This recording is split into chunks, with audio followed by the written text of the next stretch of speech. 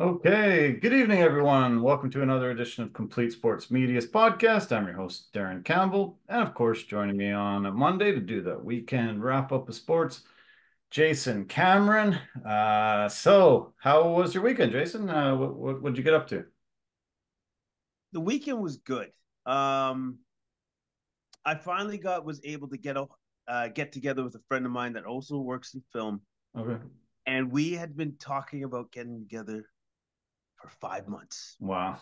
For 5 months, our schedules just never jive together. He works way more than I do, and Mm. I thought I worked a lot, but because he's been doing a lot of 7 days, 6 days, seven. Wow. So finally, we were able to get together, and we got together. We watched the UFC. We caught up. Nice.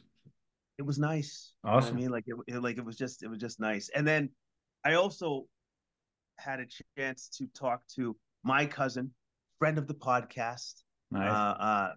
David, and we caught up and stuff, and we talked a little bit of F1 because I know that's what he likes, and I I said what I knew, which is Max Verstappen is really good. Like nobody can beat him. That's pretty cool. Nice. That's And that awesome. was about the extent of my F1 knowledge. So but it was good. It was good to Cool. talk to him because we hadn't chatted for a while. So Okay. it was, and also too, I finally got up at a time because he's out in England. So I got up and I'm like, I should probably do something with this. And I'm like, right. I called my cousin and I actually remembered instead of Cool. remembering at 9 o'clock at night. So that's what happened. And yeah, Brilliant. we had a great conversation. Oh, good. Yeah, that's awesome. I'm glad you caught up with him. Yeah. I've always loved his podcast. Man, the guy's so knowledgeable and he gets such great guests on, and Yeah. yeah, it's amazing. Um, well, speaking of England, I woke up first thing early on the weekend on Sunday to watch the Wimbledon, and we had the Joker in the finals again against Carlos Alcaraz. It was a rematch of the last year's final. Alcaraz beat Djokovic last year, and this year they had the rematch. The Joker came off knee surgery only a month ago and was able to get into the draw, win all his matches all the way, and make it to the final. But he looked a little slow. I don't know if it's his age, 37, against the 21-year-old, or it was his knee, or it was a combination of both. But Alcaraz ended up winning it in straight sets and took the victory. Spain was super pumped, and that started a huge day for them. But great to see. I always love Wimbledon. I always get up early, watch the breakfast at Wimbledon, pre-stuff, and then the tournament. It's always fun. Yeah, man. It is fun. Now I've heard a lot about this cat, Alcaraz, Yeah. and like just what he's been able to accomplish before the age of 22. And apparently he's the first to do a lot of things at this young age of Yeah. his. Yeah. And so I was reading an article and it was trying to describe his game. And so he has the best of Nadal in his athleticism. He has the power of Djokovic and the feathery touch of Federer. Yeah. So I'm like, I know. so he's perfect. Yeah. Yeah. I know. He's a perfect Unreal. tennis Yeah. player. He took all the three greatest and combined them together and said, "Okay, let's go. I'm going to be the greatest ever." So yeah, Yes. he's off to Yeah. an amazing start. He's 4-0 Mm. in majors in the finals. He's Yeah. won every one that he's ever made it into. He's won it on all three surfaces they play on, and that's difficult because it's a Yeah. different game on the clay, the grass, and the hard court surfaces. So he's already mastered all those, and he's so fast. He's so powerful, and he's got the touch, like you say. So I think, yeah, if he can stay healthy, look out. He could start challenging all these massive records. Djokovic was going for his 25th major title. Right now, he's got 24, tied with Margaret Court for the most ever majors, and he was going for his eighth Wimbledon. But already you're seeing a guy at 21 with all these skills, winning four already. It's pretty amazing. It's pretty wild to watch. It is. And I don't know if he has anybody to challenge him at this point in time at his young age. Yeah. But if he might have just found himself in this time period where he's like, he just dominate because Yeah. all these guys are on their way out. Yeah. And Yeah. I'm coming up and I'm in. Perfect, And there's perfect nobody sweet else. spot that he's found there. Yeah. It's a sweet spot. So Yeah. where he's like, I'm just gonna try to stack majors. You know what I mean? I'm just gonna Yeah. stack majors until there's somebody else that's as good as me that comes out of the woodwork out of nowhere. But until that time, I'm just gonna beat up on the Joker because he's an old man. Bad Yeah, news. exactly. Exactly. Yeah. I always wondered if just one of the big three wasn't playing at the same time, how many majors could have the other guys got? You know, Federer Yeah. ended up getting 21.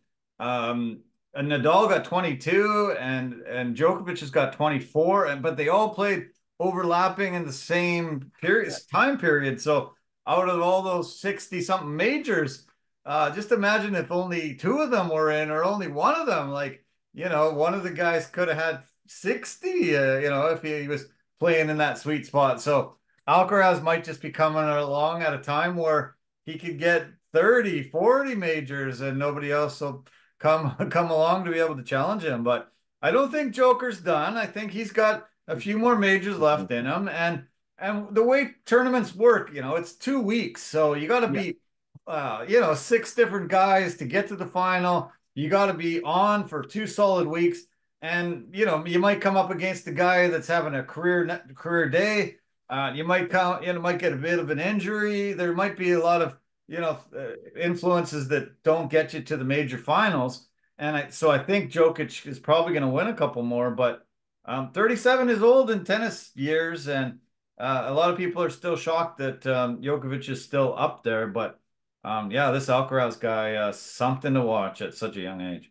Yeah, he's impressive. He's Yeah. impressive. But going back to Joker, how many more years do you think he has left in him? Like, do you think he'll play to 40? I think till 40. I think that'll be it. Yeah, I Yeah. think till 40. I think he won't really be good with you know, not making these majors. And if he starts falling short on a bunch of tournaments, I think he'll start saying, you know, I don't want to ruin my legacy, don't want to ruin, Yeah. you know, people's vision and view of me. So I don't think he'll fall far down before he calls it a career, but I think he still looks like he's in amazing shape as long as he can stay healthy, as long as his knee surgery was good. I really feel like, yeah, we could see 3 more years in.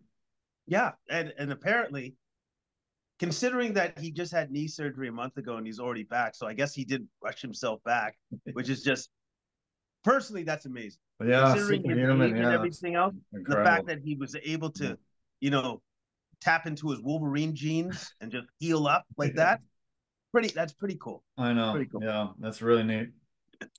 So, okay, so it started off Wimbledon. That's early because it's over in the UK. Also, Liv Golf was over in Spain, and the Spaniards were really excited. They had a bunch of Spanish golfers that they were cheering for. Most of them are on the John Rahm train, trying to get him there, but Sergio Garcia ended up coming back from 5 shots down to start the day. Ended up getting into a playoff and winning it in the playoff, also leading his team to victory in front of the Spanish crowd, Spaniards on the Spanish team. The place went bananas. It was incredible there. And it was Sergio's first win since he's won over to the Live Golf Tour. He's 43 years old and hasn't been contending too much in the last few years, but great to see another Spaniard having an amazing day, and especially in front of the home crowd. It's almost like this is the weekend or the week of Spain of the Spaniard. Yeah. Like I think Sergio drew power from Alcaraz. He drew power from the Spanish team that won the Euro Cup. Yeah. And he said, I'm gonna take all of that. I'm gonna win. I'm gonna win myself some money. Yeah. I'm gonna put food on the table finally for my family. They're gonna love it. Since it's been so long since I've won. Yeah. And he won 5,250,000, $5.25 million for it. Absolutely incredible, massive paycheck for him for 3 days work. Yeah. Pretty sweet. That's the incredible amount of money they can win on Live. And then you're right, the Spanish Euro Cup team, they're the only team to go undefeated for the entire tournament in the Euro Cup. They won 7 games. They scored 15 goals, which is a record, and they only allowed 4 out of the whole 7 games. Uh, Incredible performance by them. And yeah, I would have loved to be in Spain. I should have flown over there, been in Madrid. I always wanted a segment, where were you this weekend, and have a travel company pay for that segment, and just pick and choose the best place in the world to be. And I think Madrid would have been it. They were partying for Alcaraz, they were partying for Sergio, and then they were partying for their football team that won the Euro Cup. They've won the most Euro Cups now in the history of the tournament, and proved that they are the best football nation right over there. Yeah, no, they've proved that. And they've proven that they have a certain up and coming star that's going to be the next big thing. Yeah. You're going to have to help me on his name. I think it's Lamine. Oh, man. Yeah, Lamine Yamal is his name. Lamine Lamine. Yamal. Yeah. Yeah. So the kid just turned 17. Yeah. And he's like he's playing real minutes for that team. Yeah. I correct me if I'm wrong, but he's not a starter, so to speak, or is he a starter? He became a starter, I Yeah. think early in the tournament, and they just kept him in there. Yeah. Yeah. He scored big goals early. He led the tournament in assists, and he was so dangerous throughout the whole entire tournament. He was 16 when it started. He turned 17 as the tournament wore on, and yeah, was considered one of the best players there. And 17 years old playing against men, it's shocking how good he was. Yeah. So none of the greats that we know have ever done that. None of them. No. Not Messi, not Ronaldo, not Zidane, not Mbappe. None of these guys did Yeah, that. I know. So Yeah. like the limit of this guy and where the heights he's going to reach, I don't know if anybody's ever seen it. I don't think it actually exists, like where his potential is going to lead him. Yeah. Like I'm just super excited to see it because at 16 he can say to this, it's like, oh, these guys can't guard me. Suck. Yeah. Horrible. Yeah. Like, like it's Unreal. like I didn't realize I was that good, or they suck that bad. I don't know which one it is, but no, it is. I'm that good. But like that is just incredible. That's incredible to me to see a young man just do that and own it like that. Like it's Yeah, he set tons of records. Youngest guy to ever score a goal, youngest guy to ever get assists, youngest guy to ever be on the winning team. yeah. Just on and on and on. And he set up the first goal yesterday. Nico Williams got the great goal. England comes back. Parker ends up getting, Palmer, sorry, gets the tying goal. And then they end up getting the winning goal late in regulation time, and won the tournament. England, unfortunately, lost in the final for the second straight year, and they haven't won a major tournament since 1966. So Nice. those English fans were sad again and again and again. This is going on 60 years now. It'll be 60 years by the time the World Cup rolls around here in North America. So they just keep getting close. This team is really, really good, but just can't get over that hump and get that victory finally and get a tournament win. So English fans are kind of like Toronto Maple Leaf fans. Yeah, exactly. Yeah, they love 67 the Leafs, 66 England. Yeah, good comparison. They love misery. They love it so much because they're just like, oh, we're going to get them this year. I feel it. I feel it. But oh man, we lost again. Yeah. They have this song they keep singing. It's coming home. It's coming home, and it starts getting a little bit ridiculous. You're like, no, it ain't. No, it ain't. No, it ain't. Man. It's been 58 years. Sorry, but it ain't coming home. No, it's like I don't know if it's ever coming home again, man. Like, You're just gonna have to live off past victories. It's just like, you remember '66? I remember. Yeah, there's going to be very soon not a guy alive that's ever seen them ever win. Like, it's pretty stunning and brutal. Oh, man, I Yeah. feel sorry for them. I was cheering against them last Euro Cup when Italy won, and the party was, everywhere. Italy knows how to party when they win a soccer tournament. But yeah, this time I really didn't care one way or the other. It was, great to see Spain do it and become the all-time winning this Euro Cup team. But yeah, you got to feel a bit bad for the English fans and that team. I'm sure they're gonna fire the coach and get rid of a bunch of their players, and a lot of guys are gonna get a ton of abuse. It'd be nice to be able to walk off the plane and hear roars and cheers, and now they're going to get pelted with food and stuff, and it's probably going to be rough to be even walking in around their neighborhood for the next year. It sucks, man. It sucks for them. Yeah, like just getting like the boo birds and saying like, "Fuck, I've always hated you," and it's like, oh man, it's rough. Yeah, rough, man. Pretty rough. But yeah, Euro Cup was great. Amazing month of soccer with the Euro Cup. They had Copa America, and it was great. Definitely myself and a lot of people I know were a lot more tuned in because Canada was finally in it.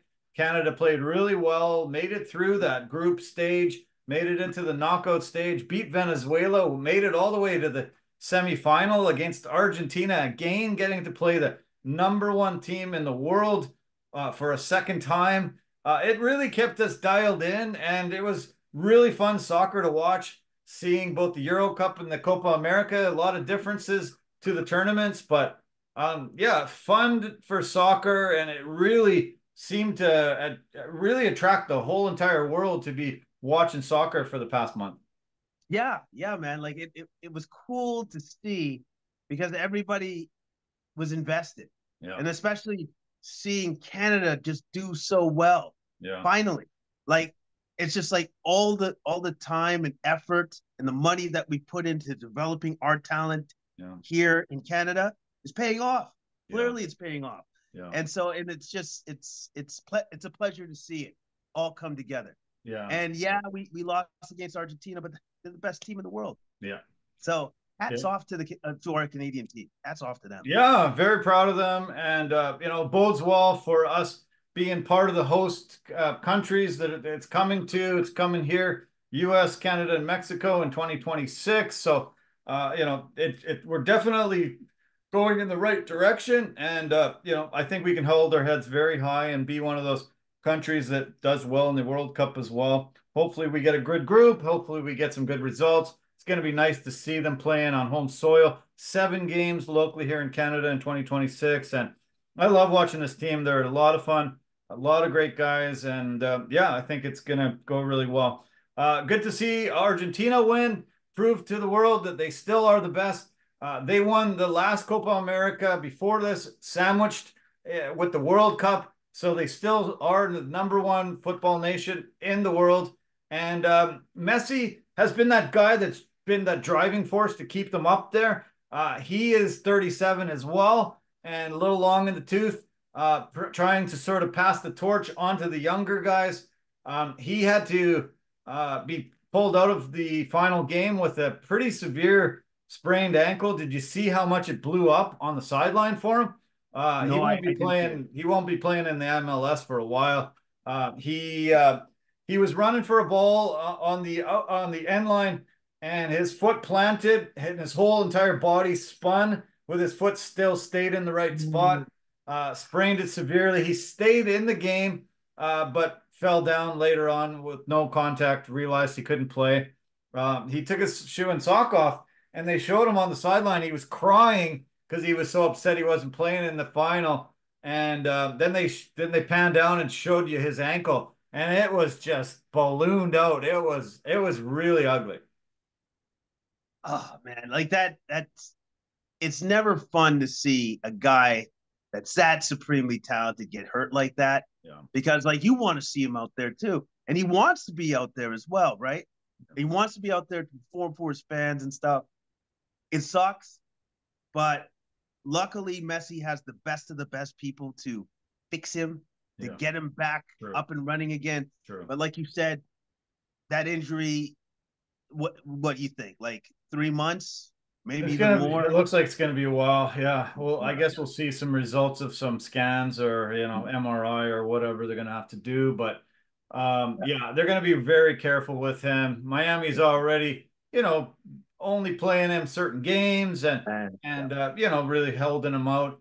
I think with this result of Copa America, I think it actually really seems likely that he will play in the World Cup here in 2026, which will be amazing. He'll be 39, but I think because he's in Miami, I think they'll be able to keep his travel down. The amount of matches that he plays each year won't be too onerous. And I think that's probably one of the reasons also why he chose MLS instead of a lot of other offers from around the world. So yeah, good to see him play well. He played good in the tournament. He wasn't as dominant as he was, over his career and in MLS, but nice to see him still being part of a winning team like that. And I fingers really crossed that he gets to play in the World Cup in 2 years.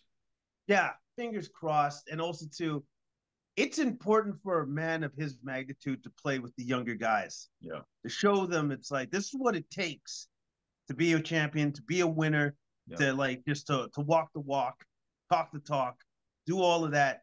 Like, so just for him to be there to provide his knowledge and pass it on to the younger generation, I'm sure is super invaluable for the team. Oh man, incredible. Yeah, phenomenal.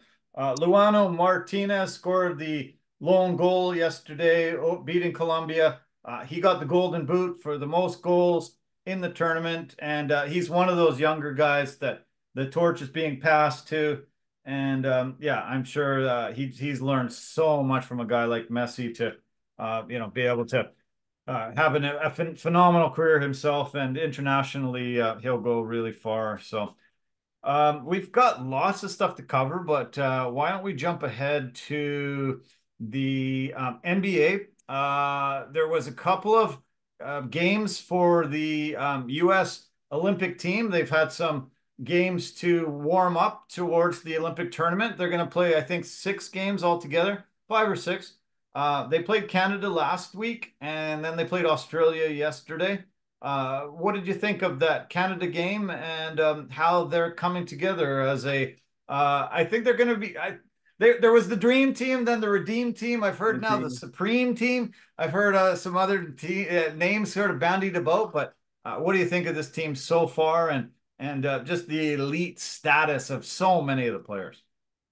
It well, it's obviously they're the number one team. They're going to be the number one team in the Olympics. They got a great team. They got a great squad. I love the fact that to a man, from what I remember reading about or hearing, is that they all believe LeBron is still the guy. Yeah, he's still the guy. He still controls the room because I think it was after their win against Canada where he had them all huddled up and he was talking. He was speaking his knowledge. yeah. Anthony Edwards was saying something, all of a sudden goes, dude, gotta go. Runs into the huddle. Stephen Curry was talking to somebody, dude, gotta go. Runs into that's how much respect he still garners. That's great. He still has, man. Amazing. Yeah. And so it was cool to see that. It was cool to see that everybody just goes, no, you're the king for a reason, my friend. Yeah. You're the one that's leading this dance. And I think to a certain respect, he carries the torch on from how Kobe did it with the Redeem team, Yeah. and how he led them. I think LeBron is leading these guys just the same way, in his own way, not the Mamba mentality way, because that's completely different.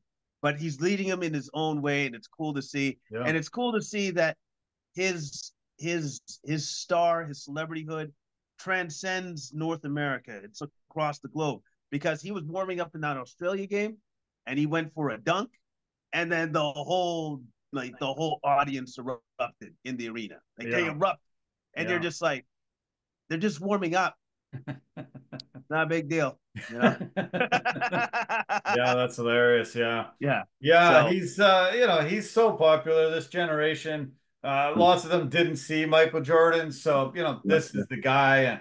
And a lot of people that are younger age just say, "Oh, that's my goat. That's the guy." He's been doing what he's doing for 20 plus years, and yeah, and so being able to see him, in this elite type of mentality, wow, it's pretty special. A lot of lucky people getting an opportunity to be there. I've been impressed with just the magnitude of guys, and how Steve Kerr is having to play these chess pieces. yeah, So far, he's really limiting everybody's minutes. He's getting everybody time on the floor, and yep, starting to try to figure out the starting lineup against Canada had Steph Curry and Drew Holiday as guards. Had Booker at small forward, had LeBron at power forward, and had Joel Embiid at center. Um, I noticed so far in those two games, Embiid has struggled a little bit, and Anthony Davis is playing phenomenal. In 18 minutes yesterday, uh, Anthony Davis had 17 points, 14 rebounds, and he looked phenomenal in there. And they Australia utilized a definitely point presence. I think they scored out of their 82 points, 68 were in the paint. So you're going to need some really, tall guys that can keep them out of the paint.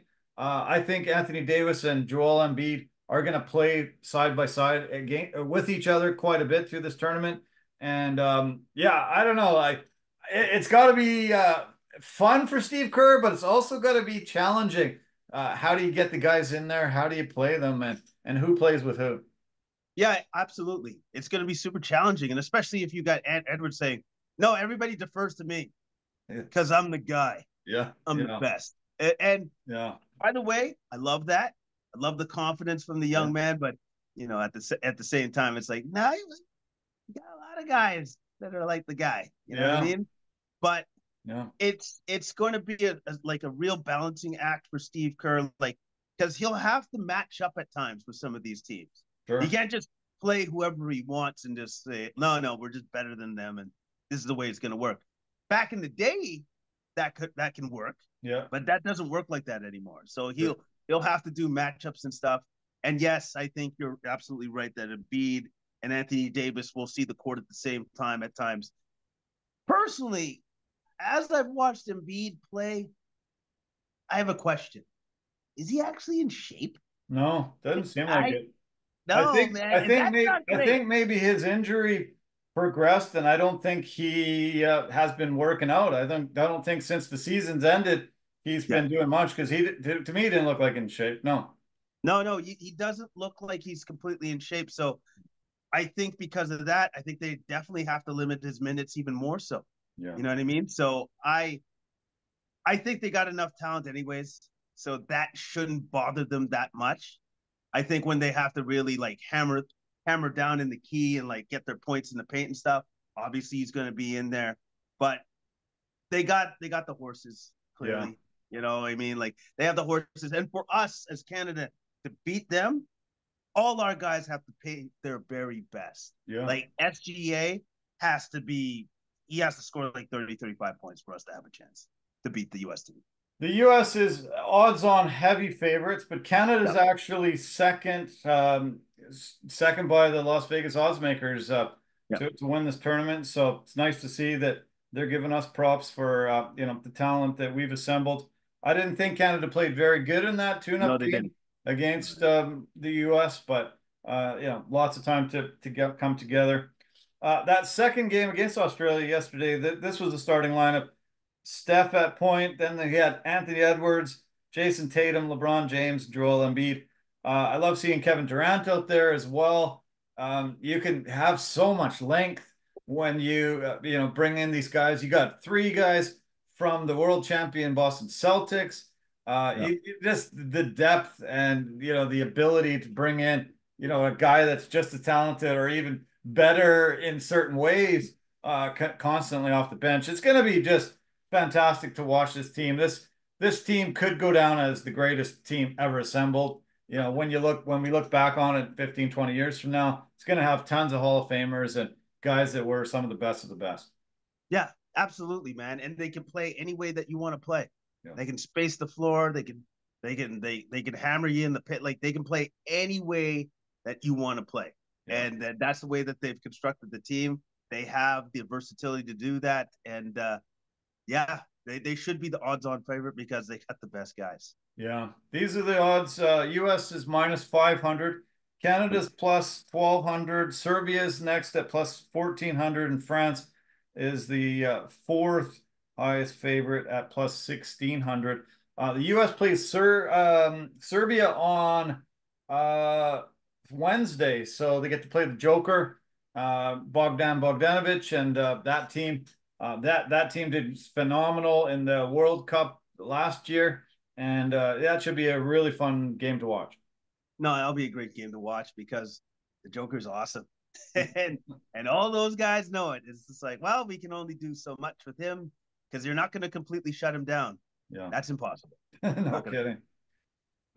Summer League, have you been watching much? It's been, difficult to watch, but I've watched bits and pieces, seen lots of highlights. I've seen some highlights here and there. The one guy that seems to have stood out to me so far is the Houston Rockets guy, Reed Shepherd. Yeah, he's been playing very, very well. He got 23 points yesterday and had a spectacular dunk. Really good movement on the floor. Looked great. The highest score so far in the Summer League was Jaime Jaquez Jr. This is his second season coming in here. He had a 29-point game over the weekend.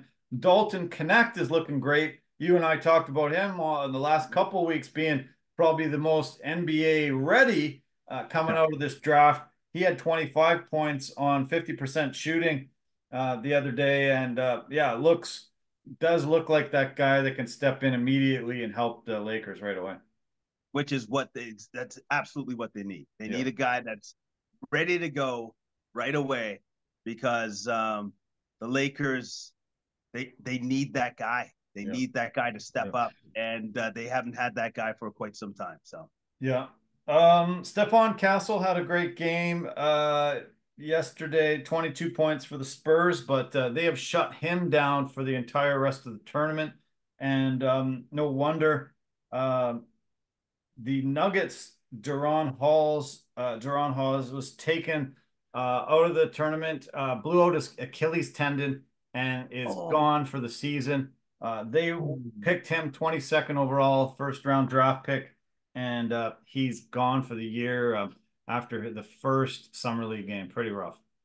That's rough, man. Like you never want to see that, especially as you're trying to make your name in the league, and then your first year, your first game, you blow your Achilles, done for the year. Unreal. That sucks. Yeah. That really sucks. Hopefully, the young man, recovers quickly and then doesn't have another setback for the next year because we know that can happen. Yeah. Never good. So hopefully this is it and go on with his career. Yeah. One comment I'd like to find from you. If I offered you 269 million, I'll give you that to you in 2025, or I'll give you 156 million today. Which one are you going to choose?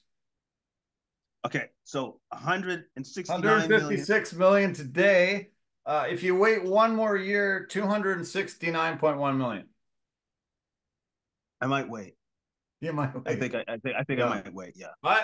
I think I could ask that question to every person on the planet, and only one guy would choose the first option, and that's Jalen Brunson, who gave the New York Knicks a massive discount, $100 and what million that is, $113 million discount to keep this Villanova 2.0 together, be able to bring in guys to build around, and finally try to break this long drought of the Larry O'Brien Trophy in New York. They haven't won a title since 1973 there. And he gave them the most incredible discount that I remember ever hearing. I don't think any player has ever done this to this extent. Pretty awesome to see, pretty selfless, pretty incredible. He's going to make, a massive amount of money in his career, but shocking that he chose this route here to keep this team together. So you could now argue, since he literally gave up over $100 million, greatest Nick ever, Yeah. because of what he was willing to give up to Yeah. potentially chase a championship. Yeah. Is he the greatest Nick ever? Sure. Yeah. You could probably argue that now, Yeah. because who else would do that? Would Carmelo Anthony do that? No, Carmelo's not doing that. I gotta get paid. Yeah.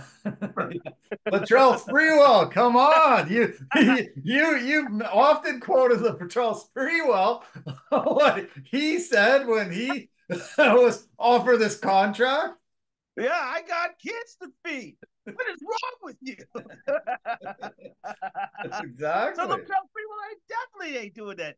But I love it. I love the fact that he's willing to go that far so that he can hang out with his boys, his Villanova buddies, and give the team, give the GM, give the Knicks the flexibility to make the team awesome. Yeah. And now they have it. What name another like superstar that would go that far? Yeah. To make sure that they have a championship winner? Nobody's doing that, man. Nobody. Yeah. Nobody. It's so impressive, so awesome. Another, really big feather in their cap, being able to get him out of Dallas and assemble a team around him.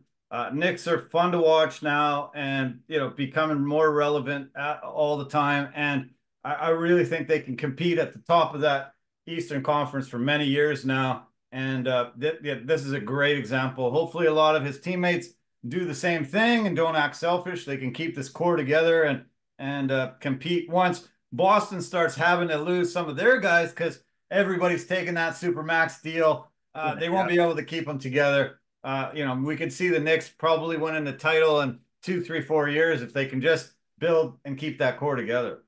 Which they absolutely can now. And again, I'm sorry, I'll bring it up again, but Mark Cuban, you did the right thing. You did the right thing by not signing him, letting him go, and saying, he's no good. He's a bum. Get out of here, you. That's awesome. Yeah, another great move for Cuban. We saw it with Steve Nash years ago, and he's made a big mistake again. But it's awesome. I was so impressed, and I thought you would be too. Okay, sticking with basketball briefly. The Bandits had another really big win on the weekend. They beat Winnipeg 102-99, retained first place in the Western Conference. We only got 2 weeks left in the regular season. They're sitting up top there, 11-5, a 2-game lead on Edmonton. Edmonton's 11-7. Niagara in the East are leading their conference at 12-5. But Vancouver's looking very strong, going to be heading into the playoffs soon. They signed a guy this week, Mitchell Creek. He played 5 NBA games a few years ago. He played with the Nets and the T-Wolves. He's been bouncing around and playing in Australia recently. And he had a fantastic game on Saturday, scored 31 points, helped them get the big victory, led the way. And love it. Love seeing them play. I'm going to talk a little bit about it at the end there, probably when Jason heads off. They have their next game is a home game against Winnipeg this coming weekend, the 18th. So, another back-to-back against Winnipeg will be fun. So, only 2 weeks left to go. If you haven't seen any Bandits games yet, make sure you get out there and see them. They will not have the playoffs here this year. I think they're back in East, I think Montreal. So 2 weeks left to see any games. Yeah, man, and it's worth it. It's worth it. I've seen my one game, and it's unfortunate. I don't think I'll have a chance to see them again, but definitely going to see more games next year. Yeah, that's going to be a thing. It's so great. I was watching the home run derby before we turned this on. It started about 5 o'clock Pacific time. 2.5 hours later, they were just entering the final. So I am gonna probably just check it out and give you the results of the final. Former Blue Jay Teoscar Hernandez made it through the opening round, made it through the second round, made it into the finals. He's up against Bobby Witt Jr. in the finals. Great to see Teoscar there. He's now an LA Dodger. And Vladimir Guerrero, who won the home run derby a few years ago, was constantly coming up and giving him advice and really helped him propel him to the final. It's been fun. They all hit about 20 home runs in that first round. A little less in that second round. They seemed a bit tired, but I'm looking forward to seeing that final hit off between the two guys. The all the festivities are taking place in Texas, where the Rangers play, and the All-Star game goes tomorrow, 5 o'clock, first pitch Pacific time. Okay. All right. Well, you know what? Home run derby is always fun. It's Yeah. always fun to see. It's always fun to see these guys hit the long ball, see how far they can hit it, see how many they can hit. And I was gonna say, who's the winner last year? Was it the Alonso or something Yeah, like Pete that? Alonso, yeah. Yeah. The Pete panda there. Alonso, right? Yeah, yeah. Yeah, because everybody thought that he would possibly be able to repeat again, but unfortunately, I guess that is not a thing. No, He couldn't make it. he He couldn't flamed make out it to the early final. this year. He didn't have a good go at it, and yeah, he was going for his third title. Only Ken Griffey Third in the Jr. world. has the only one that's won it 3 times.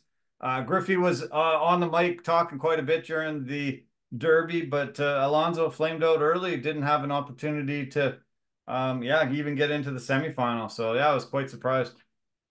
Well, I'm sure Griffey was like devastated. Like he's like, "Oh, I really want him to beat me or tie me. I Yeah, really right. wanted that to happen. No, I didn't." Yeah, no, never had, No. never. None of these guys never want their records broken. So, yeah, Alonso will have to wait at least another year. Amazingly enough, teams have already started reporting for NFL training camps. The Baltimore Ravens were the first team to start bringing players in. They had the rookies come in on Saturday. They had their injured players come in today, and their veterans are coming in. What day is it? They're coming in. Oh, their veterans are coming in this next coming Saturday, but tomorrow a ton of teams are bringing in their rookies and their injured players.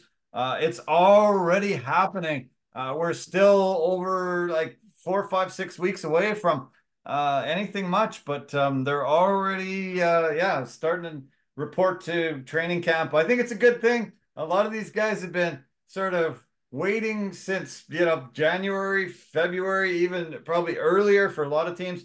They need some structure and good to get back into some training camp.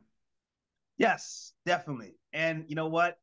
It's good to start talking football again. Yeah. Because football is awesome. It's Yeah. great. It's great to see. It's great to have that momentum and excitement beginning to build up for your teams and everything else. Because if there's one team that I'm super curious about to see how they do, it's our San Diego or Chargers, LA Chargers. LA Chargers. Yeah. Yeah. LA Chargers. Yeah. Sorry, I almost went old school. Sorry about that. I I'm sorry, wish. LA Chargers, Yeah. man. And I really want to see what Harbaugh does with that team, how he's going to put a stamp on that team, Yeah. and where the team's going to go from here on Yeah, out. me too. Obviously, definitely me too. Um, these guys, I said they need some structure. It was proven on the weekend. Two NFL players ended up in handcuffs this weekend. Jordan Addison was found sleeping in his luxury vehicle on the side of the road. They gave him breathalyzer. He blew over. He will be, yeah, facing charges and will be in a lot of trouble. This is brutal because it happens less than a week after losing a teammate, Kyrie Jackson, in a car crash where 3 people died. And his coach just came back from a suspension where he blew over and was reckless driving. And so the Minnesota Vikings team is in serious disarray, needed some structure that wasn't there recently, and brutal to see 3 guys on the same team have some very, very terrible nights and tragedy with Kyrie Jackson. rookie cornerback coming in, and he died in a car crash that they say involved speeding and some alcohol. So terrible, terrible news. Yeah, it's absolutely horrible. And then also too, now as an organization, they got to really put like they got to lay down the law. Yeah. They have to lay down the law on the land and be like, we can't have this happen anymore. No. Like literally, we cannot have this happen anymore because it's just like who's running this organization? Like it just seems like it's lawless. Like you can do anything. That's not how they run things. That's not how the Vikings want to be received out there in the public. So yeah, they got a lot of work to do. The organization has a lot of work to do. Yeah.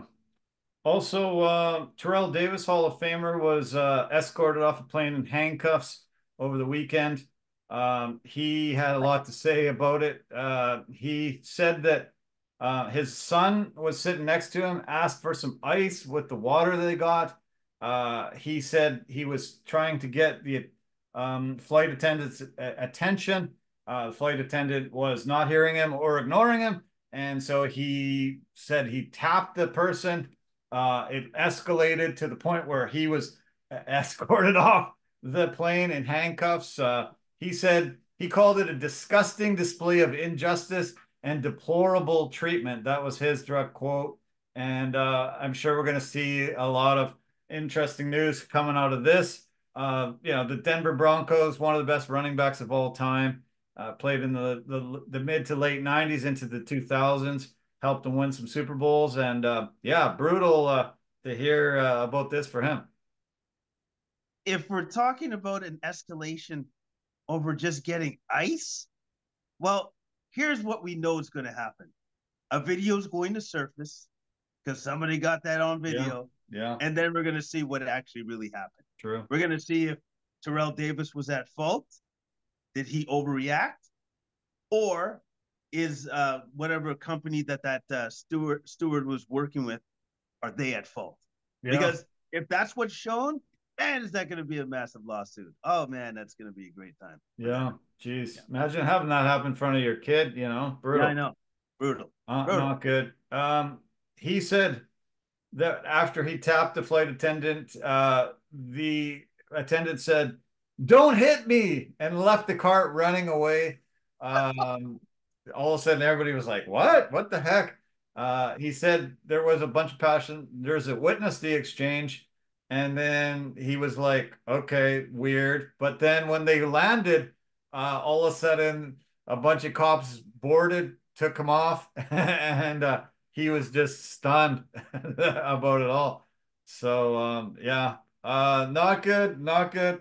But yeah, I'm sure we're gonna hear some interesting things and from both sides on this in this incident. Another sad news to report. Jacoby Jones, longtime NFL player, played 9 seasons for 4 different teams. He passed away on the weekend. No cause of death was released. He was a phenomenal kick returner, great wide receiver, mostly known for scoring 2 touchdowns in Super Bowl 47 in 2012. He had a 108-yard kick return, the longest touchdown in NFL history. Also had 1 catch, 56 yards for a touchdown. And the guy was a speed burner, scored lots of touchdowns via kick. And a lot of guys said one of the favorite teammates they've ever had. Really sad, passing away at the age of 40. That's far too young. Far too young. I don't know if we'll ever get to know exactly what happened. I hope and I pray it wasn't anything to involve the CTE. Yeah. Because it could very well be something to that nature. So something to that effect. Yeah. Which again just shows just how dangerous that game is to play. Yeah. How dangerous football is to play. And the effects that you can have after your playing days can linger. It can affect you. I looked into the Baltimore Ravens and a lot of stuff today. Forgot that Derrick Henry signed a 2-year, $16 million deal there. And their running attack is going to be scary this year. And it's going to be phenomenal to watch. He was second in the NFL last year in rushing yards, 1,167 yards. He's had 6 seasons with 10 or more touchdowns. And I think he lost a bit of a step, maybe, but still such a weapon, such a force. Yeah, you may have lost a bit of a step, but now if you have to worry about him Lamar. and Lamar Jackson, Yeah, well, I think he's going to gain that step back. yeah. Like I think literally he may gain several steps, by the way. So that's a dynamic duo back there, and they're going to be able to run the ball very, very effectively come this Yeah, season. no kidding. Last football note, CFL, big game, BC Place this weekend. Saskatchewan came in undefeated, first place in the CFL West. The Lions beat them, leapfrogged them, now sit first place over them. Vernon Adams is putting up historic numbers. Another phenomenal day on the weekend. Lions won 35-20. He threw for 451 yards, one touchdown, ran one in on the ground himself. And yeah, MVP, they call it MOP, most outstanding player in the CFL. And yeah, first place team, leading them, throwing 350 to 450 yards every game. And great to see them playing so well, especially with the Grey Cup being here. Be so nice to see the home team in the game. Yeah, it would be great to see the home team in the game. And I love the fact that the Lions keep managing to find these quarterbacks coming out of nowhere and be like, oh, no, you're going to be great. So here's the keys. Get after it. Go get it. I think that's just amazing that we're able to very do that. amazing. Yeah, that was such a scoop to get him when Nathan Rourke went down and got hurt. They were able to get him out of Montreal. He was just a backup, and he came in, and he's been flawless ever since. Actually, Nathan Rourke was sitting right in front of us during the game the other day, and they put him up on the big screen, and everybody cheered big time. It was really nice to see him back in town watching his former team. Oh yeah. So did you get in on that? Since you were right behind him, did you just like make sure that you get your face right in there? Like, yeah. I was on the big screen. I saw myself. I know you were. I know you were. Yeah.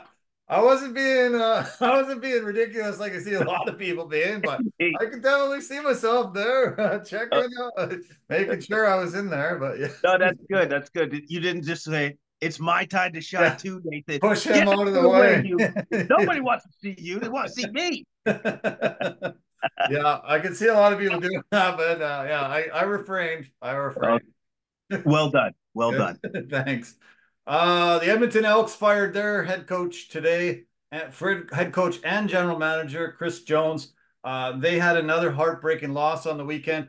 They've lost every single one of their games by one score. Had another horrible end to their game. Their kicker kicked the ball out of bounds on the kickoff with 12 seconds left. That gives them like a 20-yard penalty or something crazy. They got the ball on the 50-yard line. They had to complete one pass, kick a field goal, and beat them. Boom, that's it. Chris Jones is done.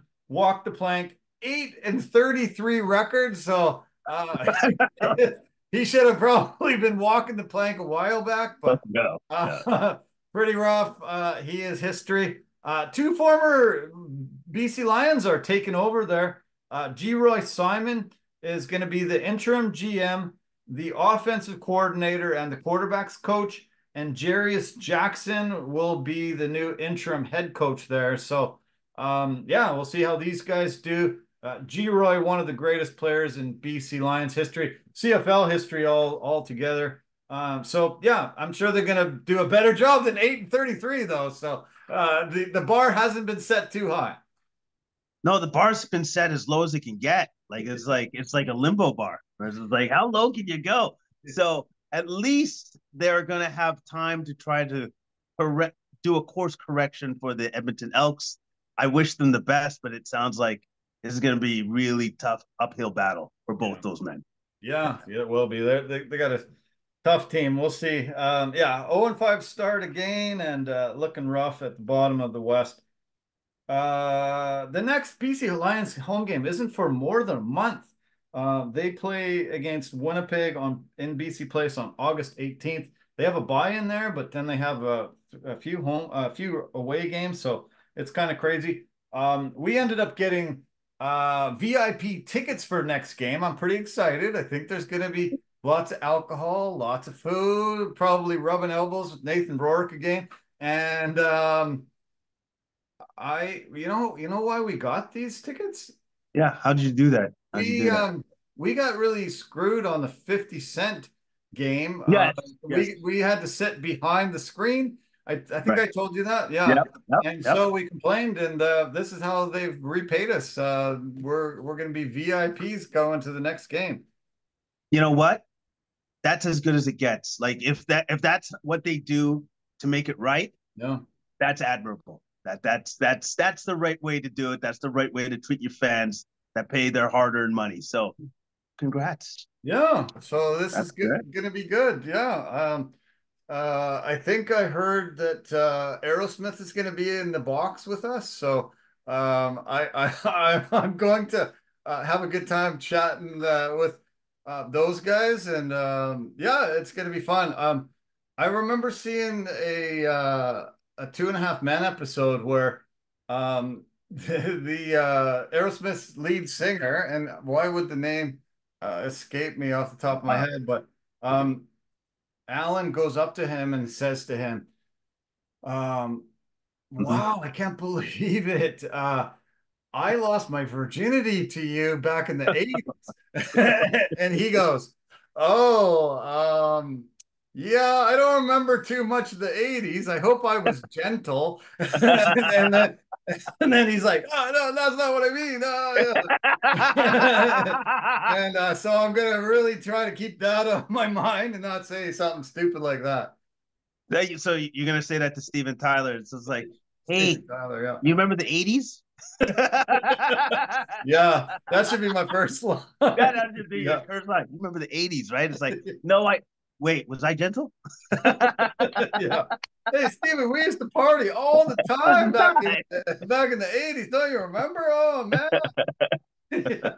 You owe me a lot of money. I But you owe me buy a lot all of the money. drinks. It's Yeah, like, so that'll be fun. I'm yeah, sure it'll we be can have fun. a good time. It'll be something we can discuss on the podcast in a month. Nice. I like it. I love it, man. Love Yeah, it. yeah. Okay, we're running out of time. Sorry about that, but No, let's talk about the UFC. You had your buddy over. You guys got to watch UFC Denver. yep. Sometimes I don't really love these cards when they're at high elevations because the fighters get gassed early. And I said the last time they had it in Denver, never have heavyweights ever again on a Denver card. These Yep. guys are already get gassed pretty early. I'm glad they didn't have any. They had a lot of the lighter fighters, and it turned out to be a pretty good card. It was I don't love seeing females be the main event, but actually turned out pretty good. Rose Namajunas, after that Carla Esparza, one of the worst title fights I've ever witnessed. ever, I ever. started really thinking, maybe she's somebody that I won't respect and cheer for much anymore. Had a really great performance against a new opponent that she had to prepare for, an up and coming prospect that was undefeated coming in, and yeah, looked really good in beating her over 5 rounds. Yeah, and it was never in question. No. Like as I watched that fight, it was never in question. The only thing I was looking at with for Cortez is since she's still young to the game, still new. Yeah. I thought she would not be at that level or be quite ready to take on a Thug Rose at this point in time in her career. I was correct. Right. But the one thing I was impressed about with her was the fact that she did not quit on herself. Yeah. She kept fighting. She kept trying to find a way to win. And her best round was the 5th round.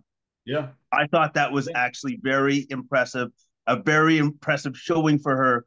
Yes, she did lose ultimately, but I thought what she brought to the table and what she learned from this fight on what she needs to do to be better, to be at that level, I think will be very invaluable for her going into the future. A lot of people say you learn more from your losses than you do from your wins, and she'll be able to see the things that it's going to take. So you're right. She came in probably too much of a step up in competition, but yeah, learning valuable lessons, fighting the two-time strawweight champion, a girl that's probably going to get another title shot if she wins her next fight in the flyweight division, possibility of a two-division champion. I've been very impressed with Rose's entire career, that Carlos Barza fight notwithstanding. But yeah, great to see Rose back, fighting very, very well. And I think it sets up the possibility of a ton of intriguing matchups Yeah. for the matchmakers going forward. Yeah, a ton of great matchups, right? Because I love Thug Rose. I always have, always will. I'm gonna say that Esparza fight was just a blip in her career. I'm gonna give her a mulligan on that. All right, Yeah. it's a mulligan, but she looked fantastic in this fight. I really loved her grappling. I loved her distance management that she kept. She kept the fight where she wanted it Yeah. at all times in this fight. So it was a very like I thought it was a very dominant win for the most part, and I just look forward to who they match her up with next, and I look forward to seeing what she does next in her new division now, in her new weight class. Yeah, she was supposed to fight Macy Barber on this card, so we'll see Yeah, how long Macy's hurt for, but it might be really it smart might be. to put them together. Yeah, I've got the rankings in front of me. The champion is Alexa Grasso. Valentina Shevchenko is the number one contender. Manon Furio, Rose fought her in her first fight coming up into this division, did lose. Erin Blanchfield is 3. Macy Barber's 4, and Jessica Andrade is 5. And they've had 2 fights against each other. It's 1-1, so there could be a trilogy matchup set. So tons of intriguing matchups. I would love to see her against almost every one of those fighters in that top division there. Yeah, in the top 6, they all look great. yeah, they all look great. The one that I think that would intrigue me the most, that I actually would want to see the most, would be her with versus Blanchfield. I Yeah, think that would be a yeah, great fight. very great fight. Yeah. I love it. Okay, co-main, we had a 40-year-old Dagestani striker, which is a bit of an oxymoron because most of the Dagestani guys, they're just really good at combat sambo ground game. Mostly they don't have that striking game, but Muslim Salikov is a guy that's always really banked on a great striking game. Ended up having a little more volume over Yeah. Santiago Ponzinibbio and got the split decision victory. Ponzinibbio looked shocked. I totally wasn't. I thought, he ended up grinding out 2 of the 3 rounds and got the victory. Muslim Salikov got his hand raised. It was a super technical fight. I love the fact that both of them weren't interested in going to the ground. It was going to be a stand-up fight from the beginning to the end.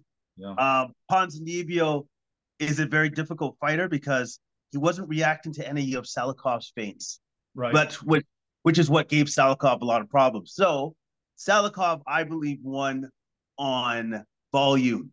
He was the busier fighter throughout.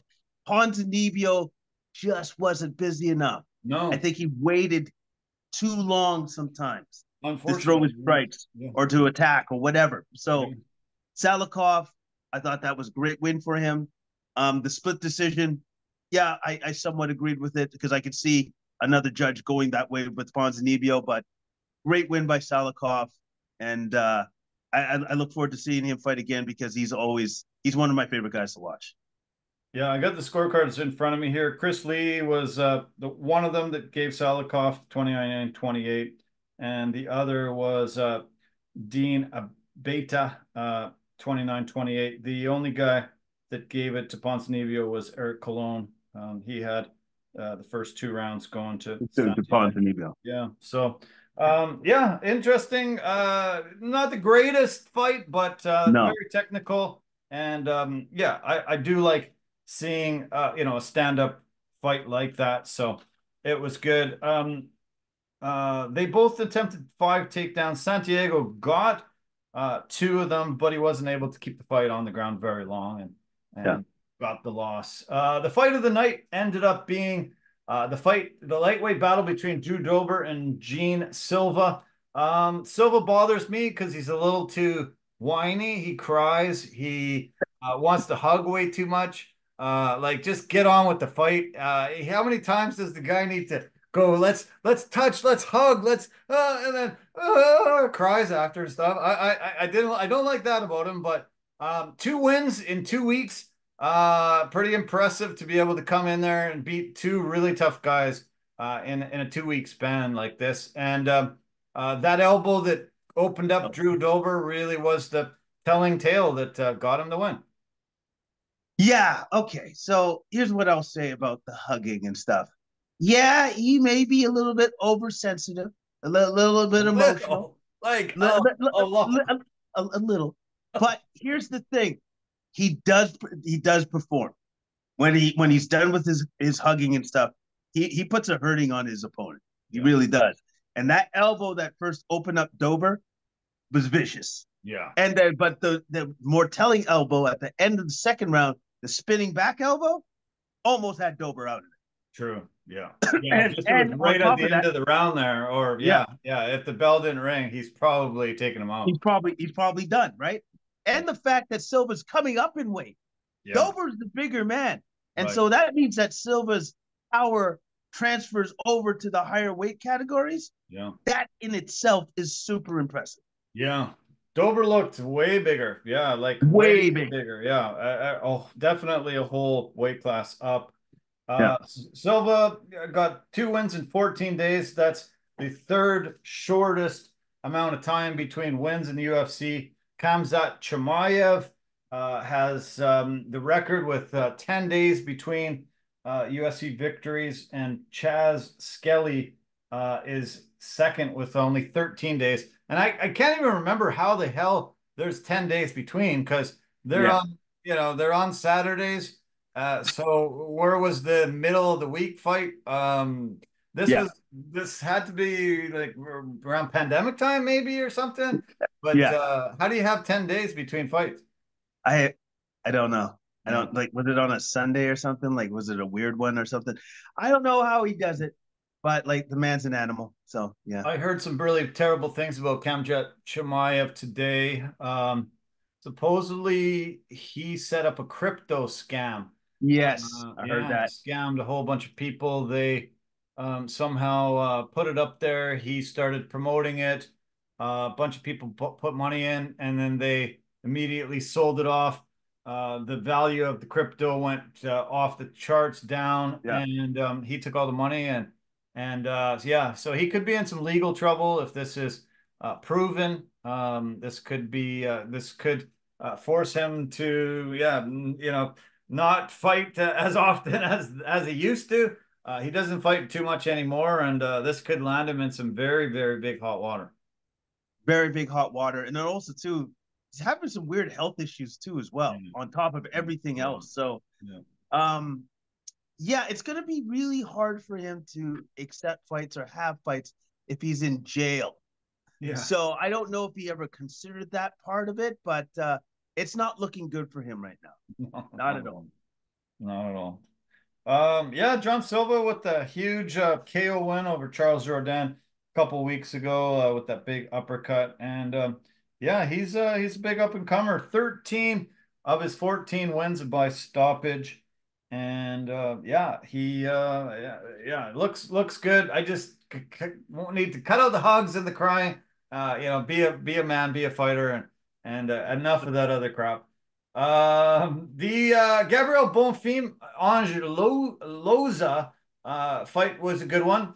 Bonfim is super tough and really just was a busier fighter, threw the more significant strikes and just had Loza kind of in trouble pretty much the entire fight. He just couldn't impose his will, and Bonfim takes a nice win here.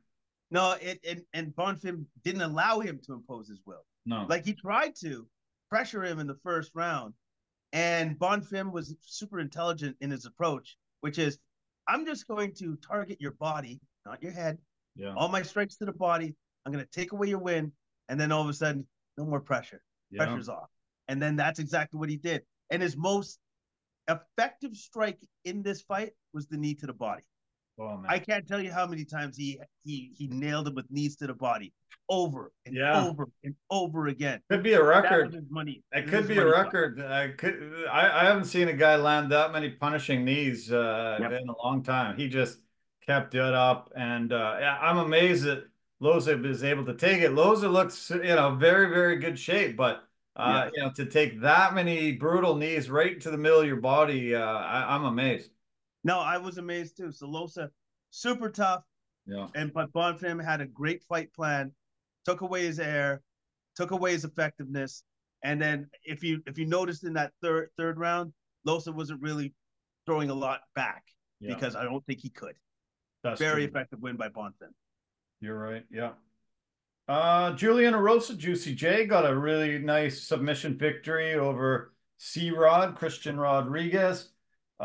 He caught a kick, got the takedown, very slick, was able to end up getting into that guillotine choke, forcing a tap.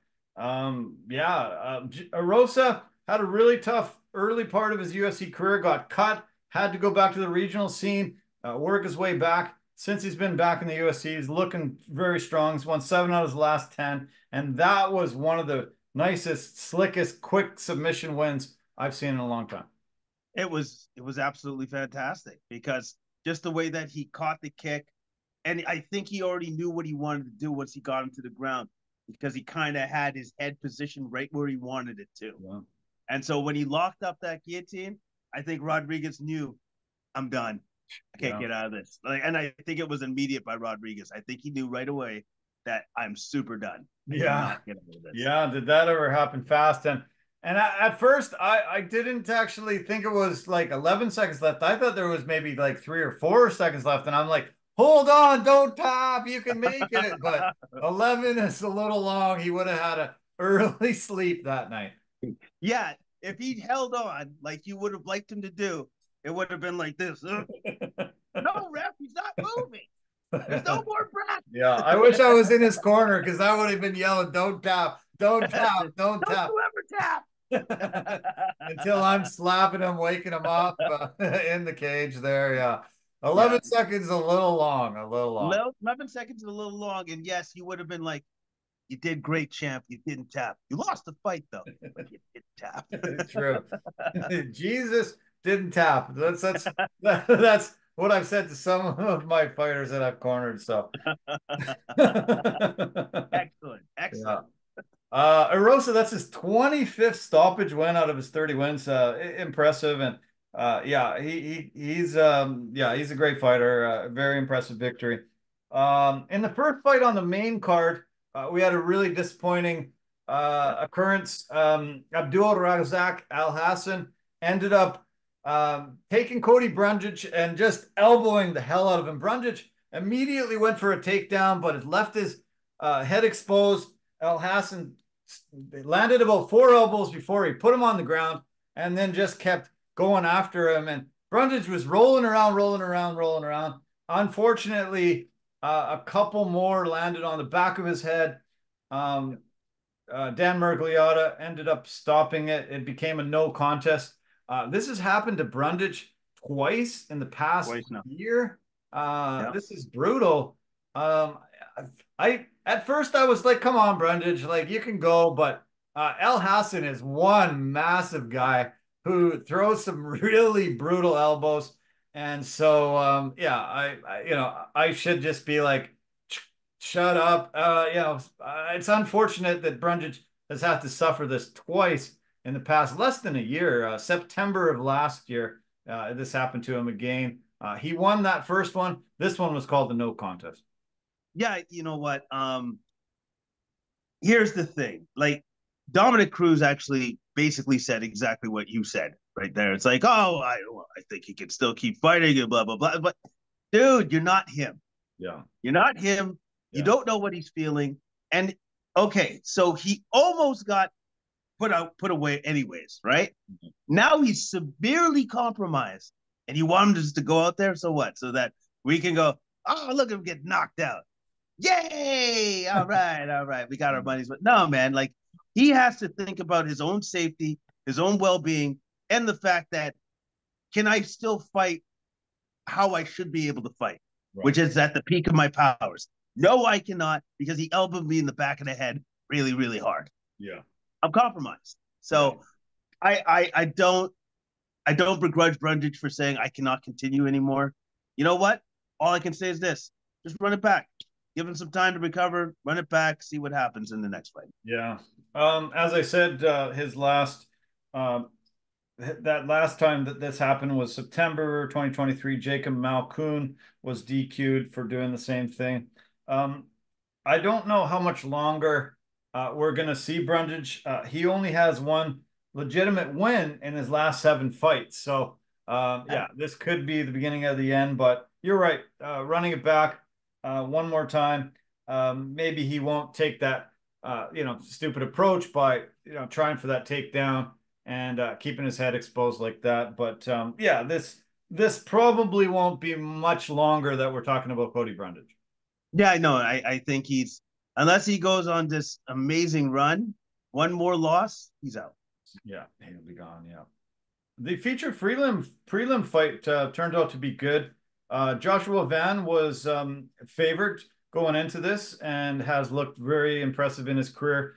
Charles Johnson used a really amazing approach in that first round by just constantly kicking and punching and peppering him and just keeping him movement. Great, great, great. Van took the second round, I thought, but then third round, Charles Johnson just said, "This is it. I'm going for it." He went for it. He landed a beautiful right that hit the temple, and then a absolutely amazing uppercut that shut off the lights and ended up being the telling blow. Very impressive victory, and he got 50K for the nice knockout. No, and he deserved all of that, because this was a great fight. Absolutely fantastic fight. I think this is the best I've ever seen Johnson perform, because he had great movement in the first round, a great volume of strikes. Van came back in the second, was more effectively cutting off the octagon so he could reach his opponent, get his strikes off. But in the third round, it's almost as if Johnson said, "Yeah, okay, I want this fight over. I'm hungry. I want dinner. This is done. This is done." He just went after it like crazy. He went after it, man, and it was awesome to see. And that uppercut was a thing of beauty. Yeah, it was. Yeah. He just stepped in and pow. That is his third straight win. That stops Van's 8-fight win streak. So definitely a very, very tough guy. Huge win. He came in with this fight on 11 days notice. So impressive that Charles Johnson was able to get the win that quick. Speaking of late notice, Jasmine Jasdavicius had to prepare for a late notice opponent, Fatima Klein. Jasdavicius was supposed to fight Viviana Araujo. Jasdavicius came into this fight 15th ranked in the women's flyweight division. Araujo was number 10. She was trying to break into that top 10. Araujo ended up pulling out late notice. This prospect first debut fight for Fatima Klein. So tough on Jasdavicius to have to prepare for a new opponent and someone that's never lost. But she was great. She fought fantastically well, and great to see the Canadian get a big win. Yeah, and she used her superior physicality and size and dominated the grappling aspect of this fight, which is what ultimately got her the win. And she looked great. She looked fantastic doing it. Yeah. She got booed for some weird reason, and I she didn't told get that. everybody what the hell's your problem and suck it and yeah, and good for her. I don't know why anybody would have booed her. She called out Klein's teammate Aaron Blanchfield. Said, "I just beat up your teammate. You want some revenge? I'm your woman." So I really like that call out. That'd be great. She's had a really great UFC career, 5-2 in the UFC, 11-3 altogether. As I said, fought a late notice opponent. I think the UFC should give her somebody big coming up. And yeah, Blanchfield might be too much of a step up, but yeah, we'll see what the UFC does. Well, I hope that her next opponent is either very, very close to the top 10 or in the top 10. I think that's what she deserves to be fighting. That should be her next opponent. Yeah. I should have done the math on this, but I haven't yet. Maybe I'll do it for next week. But if you make let's say 70K for 18 seconds work, how much do you think that works out to be over a year's salary? 70K for 18 seconds. That's what Montel Jackson got Yeah. for his victory over Damon Blackshear. Uh, and and it was called Yes, immediately. Dominic called it. He Dominic called it. Cruz just called it, said, look out for this straight shot. It is Dots. lightning fast. And Montel Jackson delivered the shot that knocked out Damon Blackshear 18 seconds in. It was pretty cool to see somebody call it that immediately. No, it was awesome because he calls it, and then it was almost like Jackson says, "Oh, now, okay." Bang! Yeah. It was over. Like Yeah. I was just shocked. I was amazed, and I felt bad for Blackshear because he took two punches that he didn't need to take because Yeah. he was out from the first punch. Yeah. Out, The out. referee was, as you saw the one replay, the referee was behind, standing against the cage. And Yeah, because it was so fast and yeah, it took him down so quick that he took two unnecessary shots on the ground yeah, yeah, before the referee's name is Nick Behrens, before he could get in there and yeah. stop it. Hopefully that's not, those two extra shots don't give him long lasting effects, but you can't fault the judge on that. That was just 18 seconds in and it was so fast. Like Yeah. you don't expect it to be that quick and have to be that close to the fighters. No, you don't expect that, but I will give the ref credit where credit's due. He still got in there pretty quick, man. You did. Because like he flew in there to save that guy's life, which is what he did. Because yeah, any more shots would have been kind of brutal. So Yeah. ref did a good job. This is what Damian Cruz said. He said, watch the straight punches of Jackson. They are just lightning straight down the pipe. And then bam, Bang! 1 second later, that happened. No wonder he has the nickname Quick. That is his fifth win in a row. He has the third longest win streak in the division. Merab Devashvili has 9 straight wins. Mario Batista has 6, and Montel has 5. Two guys, Zahabi, Canadian, Ayman Zahabi, and Umar Nurmagomedov both have 4. So, and the other thing that I loved hearing about with Quick was he was welcomed in to Denver to train with Rose, Namajunas, and Pat Barry and their entire camp in Denver to get acclimatized to the high elevation and get ready for the fight close by. And he gave a big shout out to everybody that helped him get ready. Huge win. And look out, if this guy has that fast of punches straight up the middle, lots of people are in serious trouble. A lot of people were probably going to duck that man. They're like, "God, I'll fight somebody else." Yeah. Thanks. Yeah. Yeah. Pass. Give me the next guy, please. Yeah. Do you want to say anything about the women's flyweight fight? Will Luana Santos beat Maria Agapova? Submission win? I would say this. I thought it was a mismatch. Yeah. I thought this was an easy win for Santos. Yeah. And she made it look easy, got the rear naked choke finish. I love the transition that she had from going from the front to the back. I thought that was just excellently done, superbly done. And she made it look easy. And Agapova shouldn't have been fighting her. They're 2 different levels, man. 2 different levels. Yeah. Andre Petrosky, nice decision victory over Josh Fram. Just used top control and really kept the fight on the ground. Pretty impressive. The first fight of the night, I'm not sure if you saw it, but Evan Elder had a phenomenal arm triangle choke that got the win. They both came in on short notice. They were both called fight week to come in and try to salvage a fight. So Elder was definitely the favorite going in. Flowers is good, but Elder was just phenomenal and a really amazing transition from having it down, got top control, then got the arm triangle choke in and forced the tap. Yeah, that's always impressive. Always impressive to see a guy just do that and do it that quickly as he did. Yeah, awesome. Yeah. UFC, we got another card coming up this Saturday. We got women again main event. Yoo-hoo! We got the all Brazilian matchup between Amanda Lemos and Virna Jandiroba. Should be a great battle. Both these girls are super tough. Yeah, will be a great battle. But unfortunately for the rest of the card, I'm sorry, I'm gonna have to say it. Yeah. It's one of those. I like to call these cards fillers. Yeah. Filler card. Yeah. It's you got a bunch of dudes and women. Yep. Okay, cool. I have a feeling that this card was supposed to take place in Korea Yeah. and for some reason couldn't Yeah. because there are a ton of Koreans on this card. Yeah. A lot of fighters from all over the map, but I think like 4 or 5 Koreans on this card. So I have a feeling that it probably was supposed to take place over there, and so would have appealed more to that audience. Yes, absolutely, man. I will say this though, just looking at the card real quick. The introduction, the first fight of the main card, Choi Do Ho versus Bill Algeo.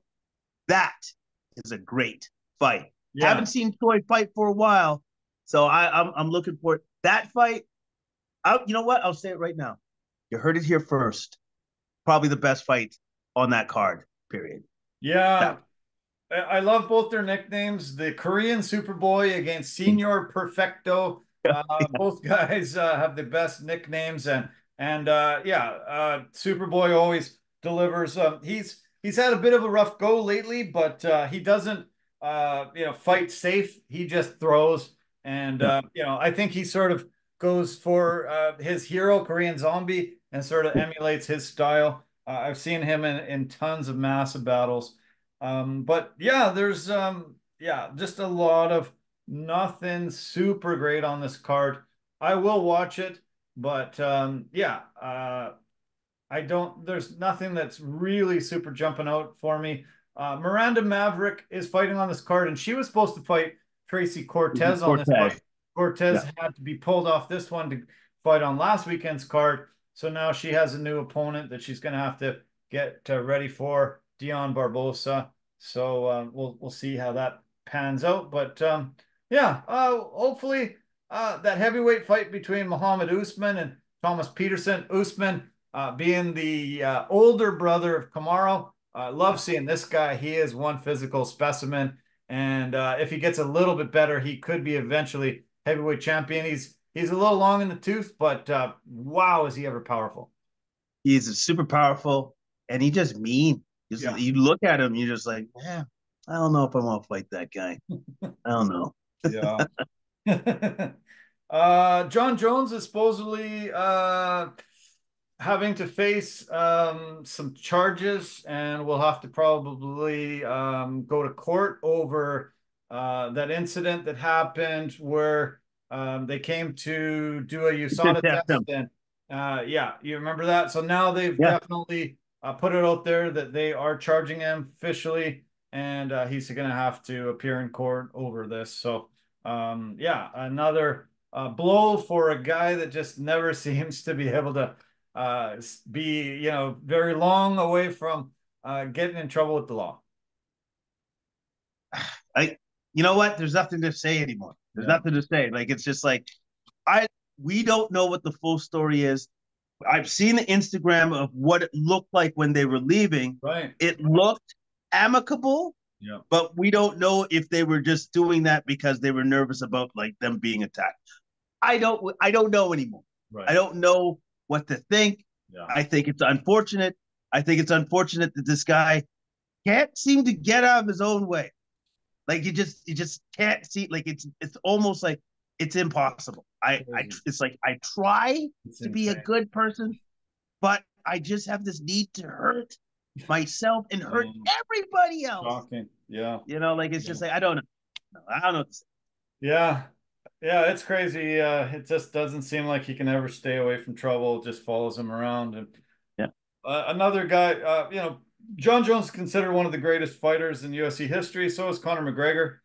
Conor just released this weekend that he will definitely be fighting Michael Chandler in 2024. So that was big news over the weekend. Hopefully that's true, and hopefully that finally happens. he said Dana White's giving him a date, and they'll release some details on that very soon. So fingers crossed. We want to see Conor back in the cage and having that fight that we've been waiting for years and years and years. And there was one other thing I wanted to mention. Was Oh, it? go ahead. No. You go ahead. Who are you thinking of? Heavyweight? No, Conor. I was thinking about with Conor, and then there was one other thing I wanted to mention, but yeah, it escapes me, and unfortunately. Did it have something to do with his broken pinky? That's pinky toe. That's why he couldn't fight. He had a little pinky toe injury. Yeah, that was kind of ridiculous. Yeah. Well, He ended up considering losing what that Pereira fight went over and did. that, and Yeah. Pereira had the same injuries going into his. Well, no. Actually, I think it was worse because I think he had a broken big toe, not a pinky, Connor, not a pinky, Yeah. big toe. And this is what this Pereira goes. That's fine. Yeah. I'll just kick him with it. Yeah, no kidding. Yeah. Actually, it does involve Conor. The first tweets that Conor sent out this weekend were about the assassination attempt on Donald Trump. And your thoughts on hearing that happened this weekend? Okay. So I'm at my friend's place. We're watching the fights, and then my Instagram goes off, and I go and I look, and I go, "Is this real?" That was my first initial thought, which is, "Is this fake? Is this as Trump likes to say, is this fake news? Fake news. Fake news?" Yeah. Like I didn't think it was real until there's more stuff coming up, and I'm like, so this is what said shooter did. He just gave Trump the election. Yeah, seems like it. Yeah. Like that's what it is. Yeah. When they showed the next picture I saw with his hand raised in defiance and the American flag in the background. The background, I know. Nervous. I know. Oh my God, that picture is crazy. You see the blood on his face, and he's got his hand in the air, and the American flag is floating in behind him. Like, oh my God, I'm like, oh no. President Trump is a reality again. Holy crap. You can't set it up any better than that. You can't. Like, it's like reality is better than fiction, and you cannot make it any better than that. Yeah. I'm sorry, Biden. Your time is over. Plus, you won't remember anyways. You don't know shit, so it doesn't matter. But like with him just having his raised fist like that, I'm like, it's over. It doesn't matter who the Democrats put in place of Biden. It doesn't matter anymore. It's over. Yeah, that's insane. Yeah, it's absolutely insane. That will win him a massive amount of votes. Like I heard Dana White saying, "Man, he is the biggest badass on the planet." I have never met a bigger badass. He doesn't even faze him in the slightest bit. All he did was put his hand in the air. Let's fight on. Let's go. Like holy crap! Most people that get assassination attempt, they're gonna cower in a hole for a long time. Yeah. Holy cow! It's gonna be crazy. This Republican National Convention happening this week, and Dana White's actually supposed to be there. And it's gonna be insane seeing the publicity that he's gonna get after surviving this, and the way he reacted, after it happened. Insane. Well, and also too, I will say this: I think security will be tightened to a certain extreme that probably has never been seen in a very, very, very long time. Yeah. And I think he tweeted out, "You better give Secret Service security to RFK." Guess what? Since Trump has said it, it's probably going to happen because they denied him. But since this has now happened, I don't think he's going to be denied anymore. I think it's going to happen. Crazy, isn't it? Yeah. Yeah, mind blowing. I'm pretty shocked about how it happened, how it went down, and I guess the thing that I saw, he said he usually doesn't keep or take his focus off the crowd. He usually just keeps looking around and facing forward. And I guess there was like an iPad or something, and he just turned to look at it, and that's when the shot came through. If he didn't look at that exact moment, he's dead. Yeah, he's dead. Yeah, crazy. It's absolutely nuts. Yeah, that happened. But there's just so much like reporting that's come out and stuff. I don't know what's real anymore. Yeah. All I know is this: the Secret Service is supposed to be some of the best to ever do what they do, bodyguard, right? Yeah. For the fact that they missed this guy, that's not good. No, that's not good. They really can't do that. You can't miss a guy that apparently there's some reports saying that people were pointing it out and saying, who's that guy? Who is that guy up there? Weird. What's that guy doing? Like, if I'm Secret Service, you kind of know who's part of your detail. Yeah. I don't remember that guy. Who is that guy, actually, by the way? Like, so hopefully they learn from this and this doesn't happen again, because if it does, then the Americans have a real problem. No kidding. Yeah. Crazy. Okay, man. Well, on that note, we'll send you on your way for your evening. Have a great night and have a great week ahead. Keep me posted on these late starts. And sorry you have to do it, the late one on Friday, but hopefully it'll be early finishes throughout the rest of the week. Exactly. But here's the thing that you need to know about me, as you have already known. I'm a team player. I'll do anything for the team. Anything. And then Trump taught me this: raise the fist. Yeah. Raise that fist. I love it. Yeah, I love it. Yeah, you're a team player. We always know that. And you bring so much value to our show every week, man. Appreciate it a bunch. It was a fun podcast episode, and look forward to doing it next week. Yeah, for sure, my friend. Take it easy. Have a great evening. We'll talk later. Okay, man. Thanks so much. Take care. Bye for now. Okay. As I mentioned a little earlier to Jason, I was watching the home run derby that was happening. It started around 5 o'clock our time. It was just heading into the finals when we started here, and I see now that Teoscar Hernandez ended up winning the home run derby. The former Blue Jay.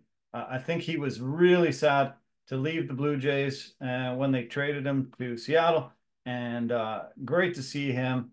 I know he really wanted to be he really wanted to be part of this home run derby for many years. Great to see him finally get himself in there, and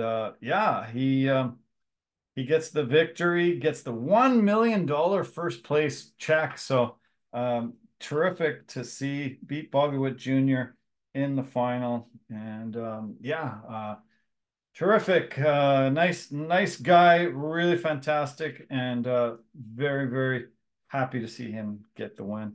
I did want to mention, the Liv Golf, we mentioned that.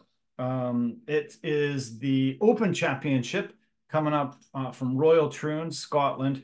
So I didn't mention to Jason, we were a bit pressed for time, but the Scottish Open happened this weekend, and Robert McIntyre gets the victory. He became pretty famous when he wins the Canadian Open and has his dad on the bag, who's just a greenskeeper, not a regular caddy for him, gets that victory. Last year in the Scottish Open, he has the lead after he putts out on 18. Rory McIlroy is playing a couple of holes behind him. Birdie 17 and 18 to snatch it away from him. They haven't had a Scottish champion since Colin Montgomery about 25 years ago, and he was trying to win this championship this year. Going down, I think it was 14th hole. He's still 3 shots behind, ends up getting a birdie putt, gets an eagle, ends up beating Adam Scott in the end, wins his national championship, and heading into the Open in Scotland as well. So tons of momentum. Fantastic win for him. They set world records for beer drinking yesterday and today in Scotland, celebrating this huge win for him. Great guy, and love seeing him win his national Open. Nick Taylor, when he won the Canadian Open here, so fantastic to see a guy winning on home soil, and really nice. I loved it. 18 players from Liv Golf will be teeing it up in the Open Championship, and a few guys in that Scottish Open that finished near the top ended up qualifying and make it into the Open Championship starting at Royal Troon on Thursday. Uh, Live Golf, I mentioned that earlier. Great to see Sergio Garcia and his team get the huge win. Wow, phenomenal to see somebody win on his home his home course, Valderrama, yeah, Spain had a big celebration there. So nice to see both tournaments on the PGA Tour and the Live Golf, both hometown guys getting the win. And his team, the Fireballs GC, with Abraham Answer, Puig, and Shakira, all getting the victory, just beating Lahiri, DeChambeau, Paul Casey, and Charles Howell III. Yeah, incredible weekend in golf. Next Live Golf takes place July 26th to 29th in the UK, the JCB Club. So yeah, that'll be fun to see as well. Yeah, I can't wait for the Royal Troon. Actually, I got some odds here on yeah, who they think's going to win. Obviously, Scotty Scheffler being the favorite. Plus 500 are the outright winner odds. Rory McIlroy plus 750. Ludwig Aberg plus 1400. He was leading the Scottish Open after the third round. Had a little bit of a tough go. Couldn't seem to find the fairway enough and lost out. Xander Schauffele also is plus 1400. Bryson DeChambeau plus 1500. McIntyre, who I mentioned earlier, plus 2900. And the top Canadian is Corey Connors plus 7500. Connors did pretty good on the weekend as well. Yeah, mentioned MLB. The All-Star game goes tomorrow. We've got a rookie in Paul Skeens. Will be starting for the National League, and Corbin Burns will be the starting pitcher for the American League. Yeah, should be great. Incredible to see Paul Skeens in less than a year to get drafted and to be starting pitcher in MLB. Amazing, amazing performance by him. His numbers are in phenomenal. Um, he threw a 7 inning no hitter with 11 strikeouts the other day. He's pitched 66 innings, only 48 hits and 13 walks, 89 strikeouts, only allowed 7 home runs, less than 2 ERA, 1.90. His opponents' numbers against him are 202, 259, 251, and 319. And his average fastball velocity is 99 miles an hour. Best pitcher in MLB since his debut, May 11th. So didn't start right from the beginning of the year. Yeah, awesome, awesome, awesome to see this young guy being able to come in there and be the starting pitcher. Blue Jays did win their last game heading into the All-Star break, but this team is getting broken up. There will be some major moves gone. I would be surprised if the management team survives this year. There has not been a playoff win in the Blue Jays since 2016, the year that this regime took over. After Alex Anthopoulos had built this team, we get Mark Shapiro and Ross Atkins over from Cleveland. They haven't won a playoff game since that first year where they took over the team already.